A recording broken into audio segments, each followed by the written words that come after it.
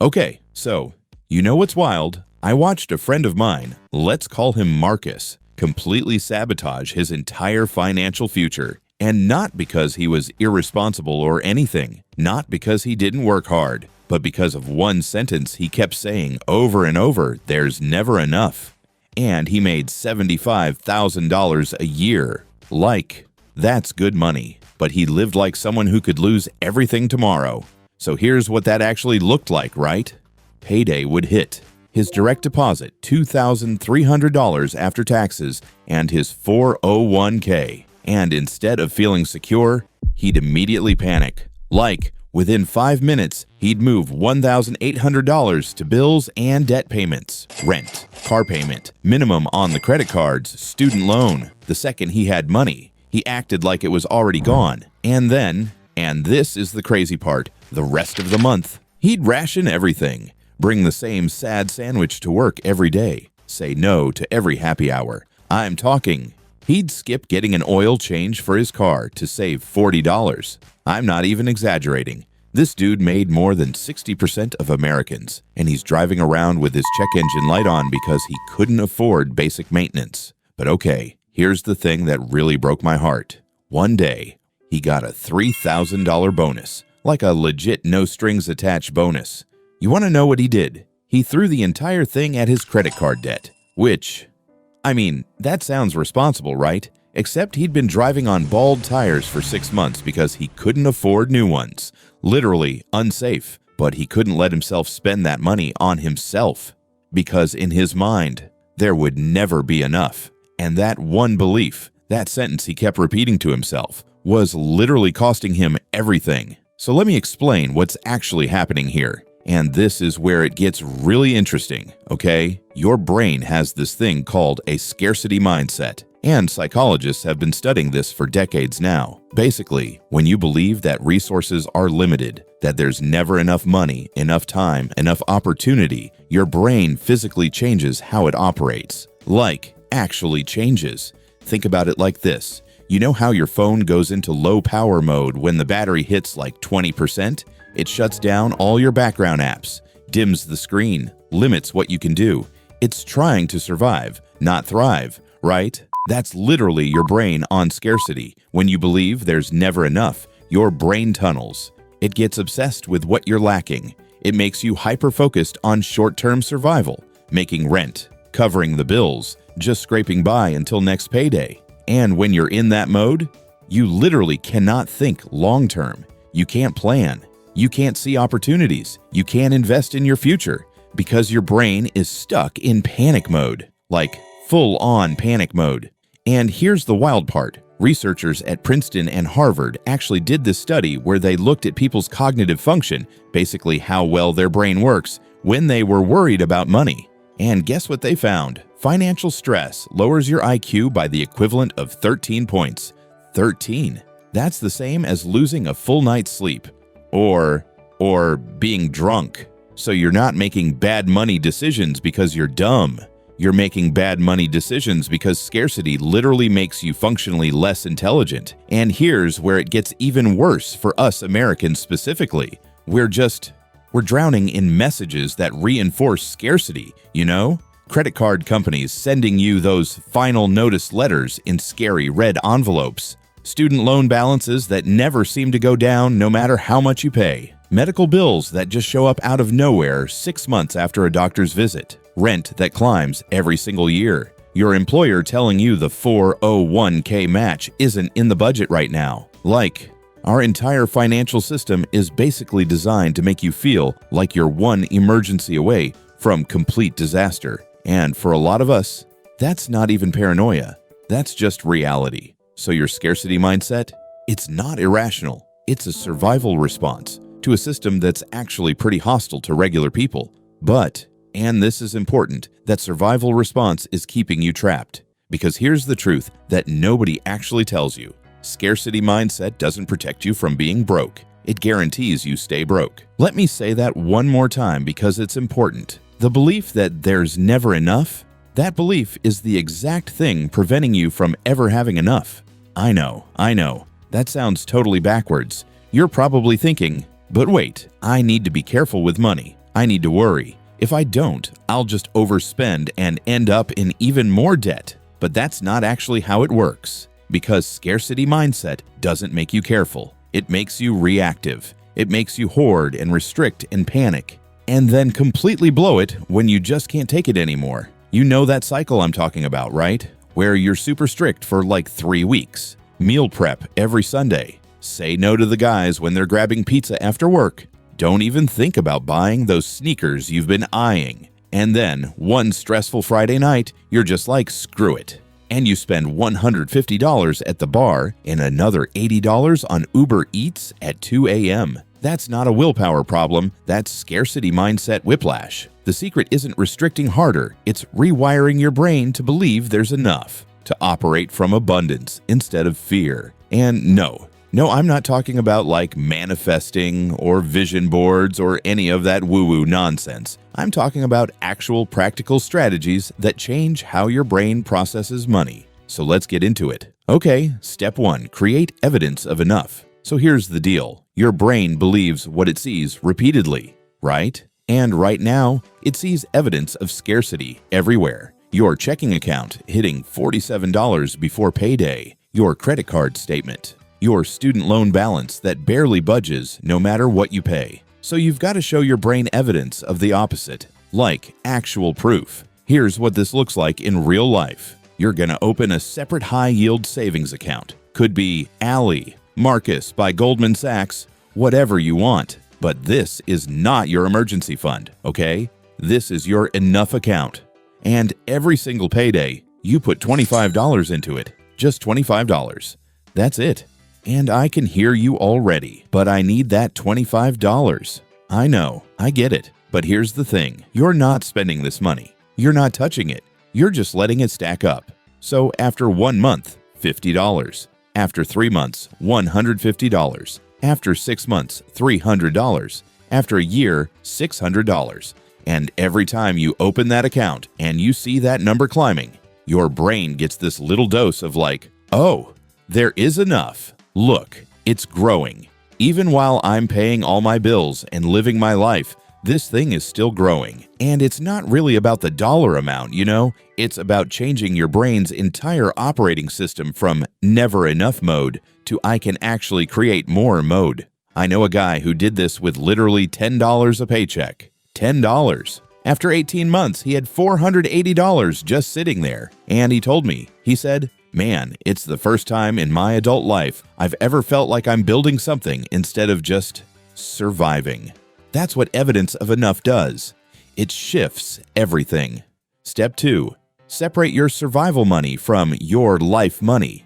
Okay, so right now, all your money probably lives in one account, right? And your brain treats every single dollar like it's life or death because it can't tell the difference between your rent money and your beer money. To your brain, it's all just money that could disappear, so you need to physically separate them, like actually different accounts. Here's the system, and stay with me because this is going to sound like a lot, but it's actually really simple.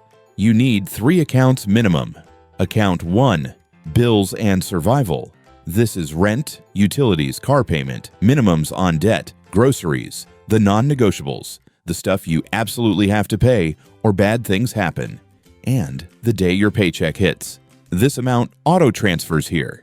Let's say for you, that's like $1,800. Account 2, future you. This is savings, investments, your 401k contribution, extra debt payments, emergency fund building. And you automate this too, even if it's just $100 a paycheck, something. Account 3, life money. This is everything else. Grabbing lunch with coworkers, that concert you want to go to, new headphones, the gaming subscription, the occasional night out. This is your guilt-free spending money. So let's say after accounts 1 and 2 get their cut, you've got $300 left. That entire $300 goes into account 3, and you can spend every single penny of it without guilt because your survival already handled, your future already funded. This money is literally for living your life. You know what this does psychologically? It completely stops the deprivation binge cycle. You're not being good and then breaking. You're not saying no to every invite and feeling like a hermit. You have a set amount for enjoying your life, period. And your brain stops feeling starved all the time. I talked to this guy who told me, I used to feel so guilty grabbing drinks after work because I'd think I should be putting that toward my debt. Now I have $150 in fun money every 2 weeks. I go out. I don't spiral into this guilt thing because I already paid myself first. My savings happened automatically before I ever saw the money. That's abundance thinking. And it's not about spending recklessly. It's just removing the constant panic from normal human stuff. Step 3. Practice enough affirmations. And yes, I know how that sounds. Okay, I know this sounds super woo-woo, but just hear me out for a second, okay? Remember how I said scarcity mindset is basically a belief that there's never enough? Well, beliefs live in the sentences you repeat to yourself, over and over. And right now, you're probably saying some version of these things. I can't afford that. Ugh, I'm so broke. I'll never get ahead. There's just not enough. And every time you say that stuff, you're literally training your brain to see scarcity. You're reinforcing the neural pathways that keep you stuck in this pattern. So here's what you're gonna do instead. When you catch yourself saying, I can't afford it, just pause for a second and reframe it. Try saying, I can't afford that right now, but I'm building wealth every month. Or, I'm choosing to spend my money on whatever other priority instead. Or even just, I have enough for what I need today. It's gonna feel super awkward at first. Really awkward. Trust me, as a dude, I felt ridiculous doing this. But here's the thing. Language literally rewires brains. There's decades of neuroscience research backing this up. The actual words you use change your neural patterns over time. And one more thing. Every Sunday night before the work week starts, say this out loud. I am building wealth. There is enough. More is always available to me. You don't even have to believe it yet. Seriously, just say it, because your brain will actually start looking for evidence to support it. That's just how belief systems work. Step 4, expose yourself to abundance evidence every day. So if you're constantly consuming content about financial struggle, like debt payoff stories, extreme frugality, I ate ramen for a year to pay off debt videos, your brain just stays in scarcity mode. It can't escape it. Now, I'm not saying ignore your debt or pretend you're rich when you're not.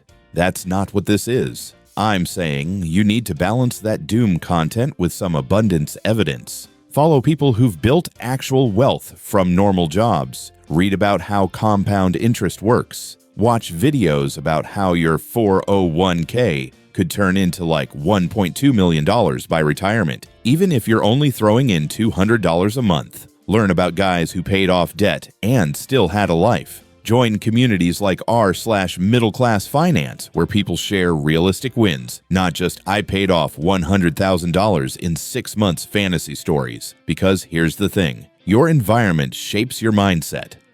Completely shapes it. If every single financial message you see is, you're behind, you're failing, you're broke, you're doing it wrong, your brain is just going to believe that. But if you're seeing evidence that normal guys, dudes with student loans and credit card debt and car payments just like you, are still building wealth, your brain starts believing that maybe, just maybe, you can too. And this isn't toxic positivity. This is just information diet management. That's all it is. Step 5. Celebrate your small wins.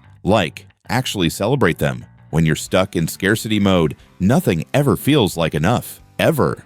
You pay off 1 credit card? Yeah, but I still have 3 more. You save $500? That's not even a full emergency fund though. You max out your Roth IRA? Yeah, but I'm still way behind on retirement. You never let yourself actually feel like you're winning, because there's always more to do. There's never enough progress. And that is exhausting. It's suffocating. So here's the new rule. Every money win, and I mean every single one, no matter how small, you acknowledge it. Out loud, to yourself, to your buddy, in a journal, post it in a Reddit comment, somewhere, somehow. Paid an extra $50 on your student loan this month. That's a win. Got your employer's 401k match. Win.